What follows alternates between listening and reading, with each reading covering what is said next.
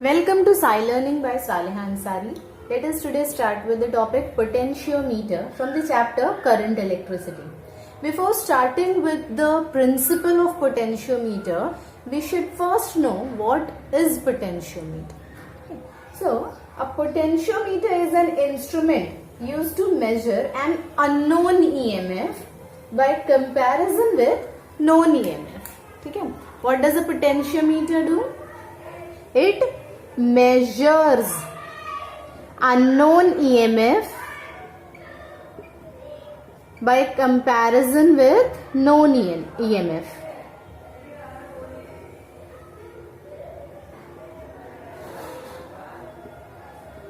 Okay.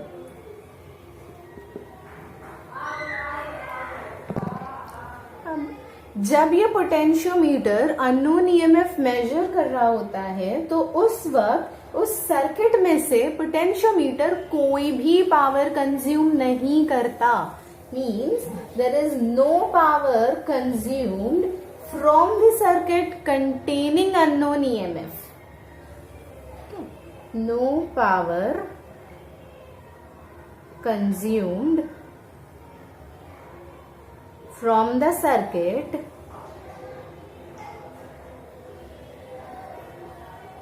containing unknown EMF.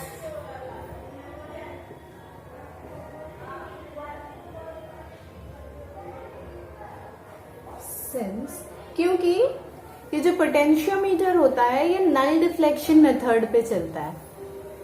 अब ये null deflection क्या होता है? नल डिफ्लेक्शन मीन्स जब आपका गैल्वेनोमीटर जीरो डिफ्लेक्शन बताए, ठीक है, ना तो पॉजिटिव डिफ्लेक्शन ना ही negative deflection, but the pointer of the galvanometer should point at the zero value. That means there is no current flowing. ठीक है. So since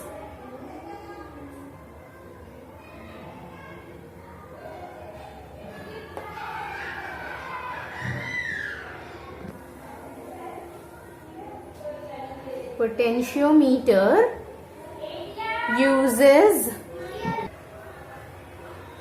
null deflection method. ठीक है. अब ये तो हो गया पोटेंशियोमीटर के बारे में. अब हमारा पोटेंशियोमीटर कहता क्या है? One can also say that a potentiometer is an ideal voltmeter. What is a potentiometer? It is ideal voltmeter. Is an ideal voltmeter. Okay. So, what does this statement says? The statement of potentiometer says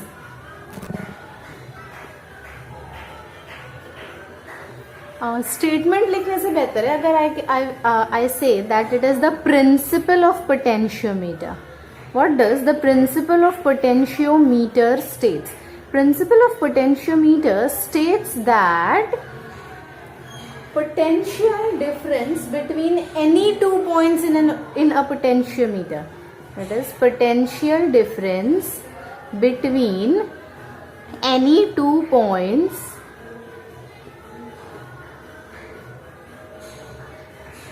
of the potentiometer wire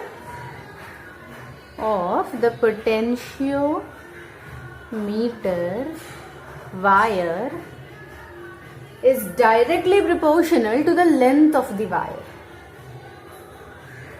Is directly proportional to the length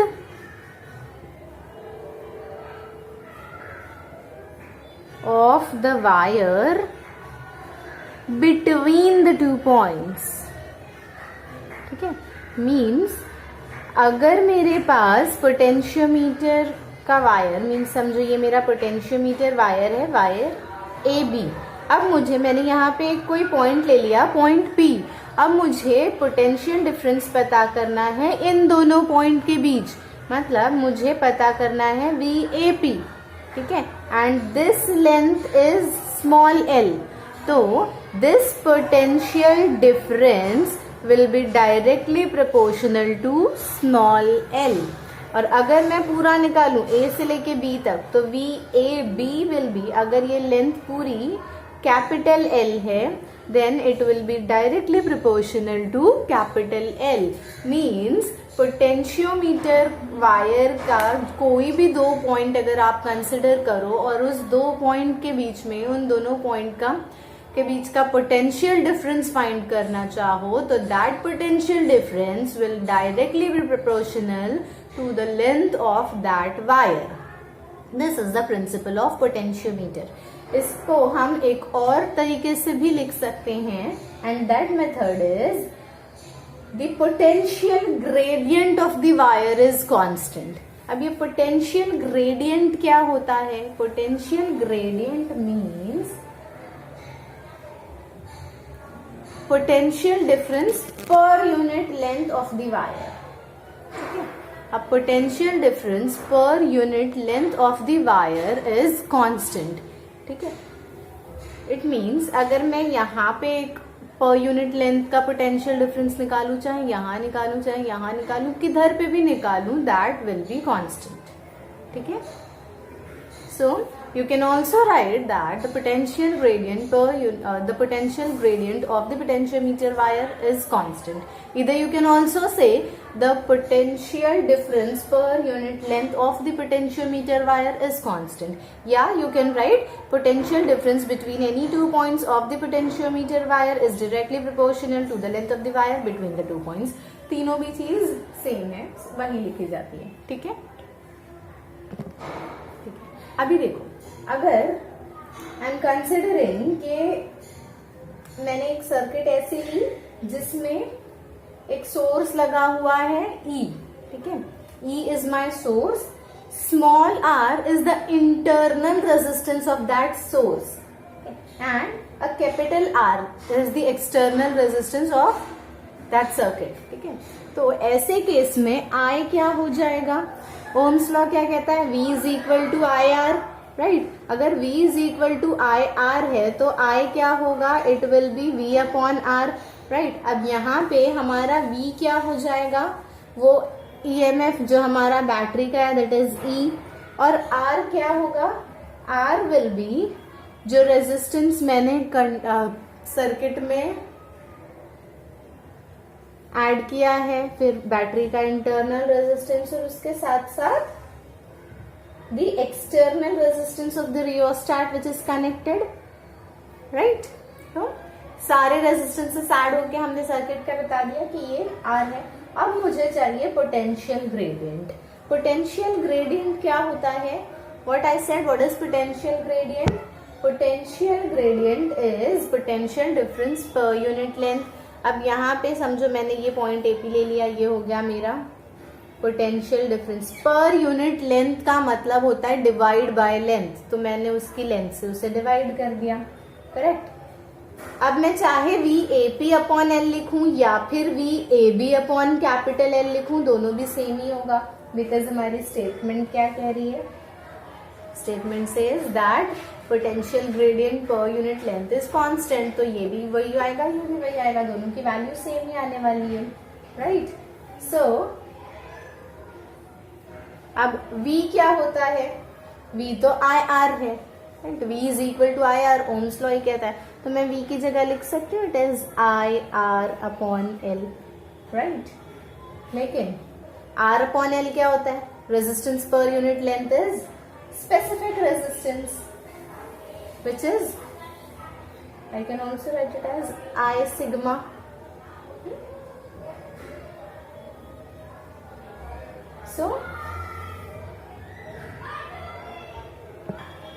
So these are the formulas which we can use to find out the potential gradient. ठीक है, और भी formulas है like I rho L upon LA, क्योंकि ये R depends on sigma L A, 11th standard में पढ़ा था.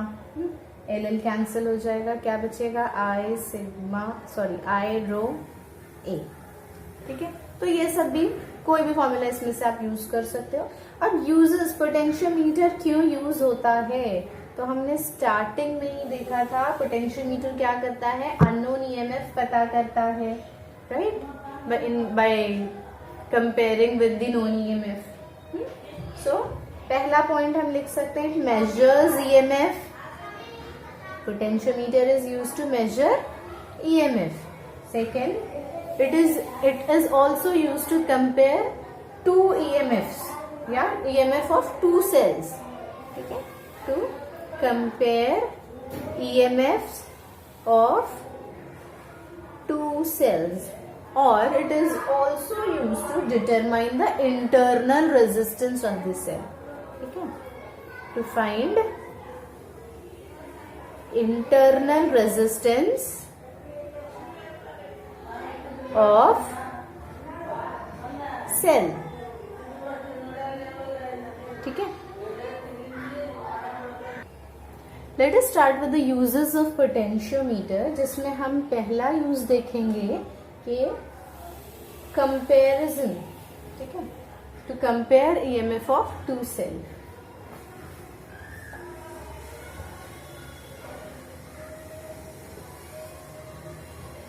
Comparison of EMFs of two cells। अब ये कंपैरिजन दो तरीके से होता है, एक तो कहलाता है इंडिविजुअल सेल मेथड और दूसरा कहलाता है सम एंड डिफरेंस मेथड। तो let us first start with individual cell method. Individual cell method. अब देखो सर्किट डायग्राम याद रखो।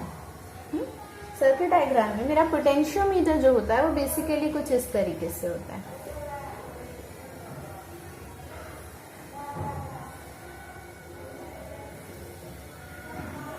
ये पॉइंट ए है, ये पॉइंट बी है।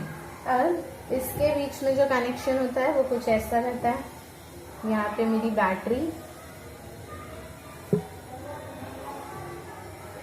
और आई कैन से माई सेल, फिर की और रियोस्टैट।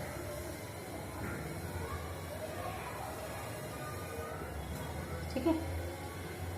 अब ये जो पॉइंट ए है, ये point A is connected to cells. दो सेल्स से कनेक्ट होता है। ये है मेरा E1, ये है E2 and these both are now connected with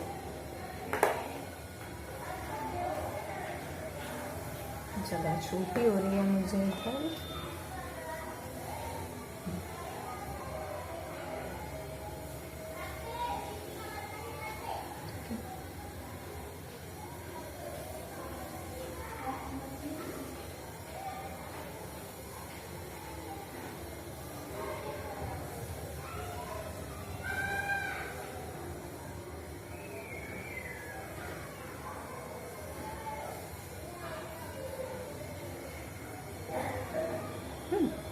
दो कीज है, ये E1 था, ये K1 था, ये E2 था, ये K2 था, and this wire is connected with a galvanometer which that galvanometer is connected to a jockey.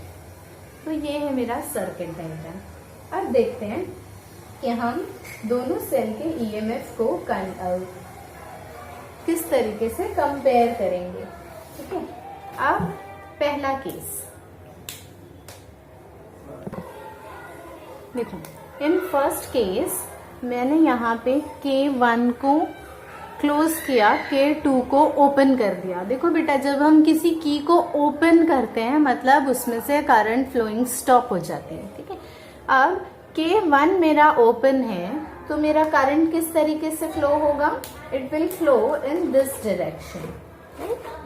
अभी K1 ओपन है, K2 क्लोज है। K2 के क्लोज होने की वजह से E2 में से कोई करंट फ्लो नहीं होगा, जो भी फ्लो होगा E1 में से फ्लो होगा। लाइक अब ये यहाँ से करंट मेरा स्टार्ट हुआ फ्लो होना, इधर आया, इधर से इधर गया। अब K2 तो बंद है, मतलब उसके लिए ये वाला पाथ नहीं है।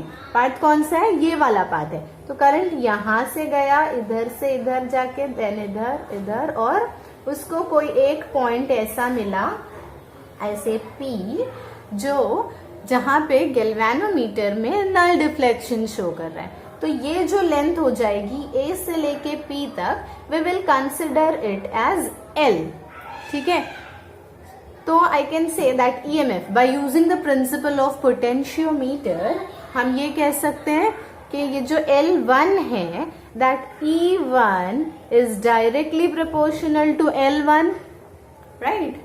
अब नेक्स्ट जो है, मैंने ये K1 को ओपन कर दिया, K2 को क्लोज कर दिया, तो इसके बाद यानी अब इस वक्त मेरे पास जो रूट है वो कैसा रूट है, करंट इधर से आया, इधर से इधर गया, इधर से इधर आया, लेकिन अब इसके पास ये वाला रूट क्लोज है, अब वो यहाँ नहीं जा सकता, अब वो यहाँ से आएगा, इधर जाएगा और इधर से इधर पे जाके then it will come to the galvanometer, और कोई एक दूसरा पॉइंट मिलेगा मुझे जहां पे मैं इसको P डैश कहती हूँ, ओके। और इस पॉइंट पे मुझे जो गैल्वेनोमीटर का डिफ्लेक्शन है वो 0 शो करेगा, तो आई कैन से E2, उस लेंथ को मैं L2 कहूंगी, तो E2 will be directly proportional to L2। Means अगर मैं कांस्टेंट ऐड कर रही हूँ, राइट, लाइक अगर मैं ये प्रोपोर्शनैलिटी की साइन हटा दूं तो एक कांस्टेंट आएगा and that constant will be, मैं समझो चलो K ले लेते हैं, फाइन। तो ये क्या हो जाएगा, E1 is equal to KL1, और यहाँ पे क्या होगा, E2 will be equal to KL2। अब अगर मैं ये दोनों को डिवाइड कर दूं तो ये क्या होगा, E1 upon E2 will be equal to KL1 upon KL2, तो K कैंसिल हो गया, क्या बचा, E1 upon E2 is equal to L1 upon L2। So this is your answer. Okay. So thus EMF of the two cells can be compared with the help of galvanometer. हो गया comparison. E1 upon E2 की value कैसे आएगी, L1 upon L2। ये है individual cell method. अब हम बढ़ेंगे सेकेंड मेथड की तरफ, जो कि हमारा सम एंड डिफरेंस मेथड कहलाता है, या फिर कॉम्बिनेशन मेथड भी कहते हैं। We will use the term sum and difference method. Sum and difference method में सर्किट कैसी होती है, यहाँ पे हमारी, वहां पे हमारी की यूज हो रही थी, जो यहाँ पे हमारी 4 वे की यूज होगी। किस तरीके से, ये देखो, ये मेरा E1 है, अब इसके बाद मैंने 4 वे की लगाई, 4 वे की लाइक कुछ इस तरीके से, ठीक है। अब यहाँ से ये जो दो ऑपोजिट एंड है, ये वाला और ये वाला, ये डायगोनली ऑपोजिट पे हमने गैल्वेनोमीटर लगा लिया, फाइन। और ये जो डायगोनली ऑपोजिट एंड्स है, इस पे हमारा दूसरा सेल लगेगा, राइट, दूसरा सेल दैट इज E2। ये है हमारा E2। अब देखो ये 4 वे की किस तरीके से, यहाँ पे ये वाली की को A कहते हैं हम, ठीक है, फिर इसी के ऑपोजिट वाली ये हमारी B, ये C और ये D। दैट मीन्स यहाँ पे ये वाली हमारी एक की है, हम इसको यहाँ पे ऐसे कह सकते हैं कि दिस इज लाइक दिस, ठीक है। लेकिन मैंने इसको वैसे ना बनाते हुए डायरेक्टली एक सिंगल लाइन ही बना दी, ठीक है। अब ये देखो, हम एक वक्त में डायगोनली ऑपोजिट कोई भी 2 कीज को ओपन रखते हैं और कोई भी 2 कीज को क्लोज रखते हैं, राइट। अब किस तरीके से, वो ये देखो, अभी मुझे ये देखना है, A और B को मैंने ओपन रखा। देखो बेटा, सम और डिफरेंस, सम और डिफरेंस का क्या मतलब है, जब सेल इस तरीके से कनेक्टेड होंगे, लाइक नेगेटिव से पॉजिटिव, तो हम इसे सम कहते हैं, और अगर सेल इस तरीके से कनेक्टेड है तो ये हम इसे डिफरेंस कहते हैं, ठीक है।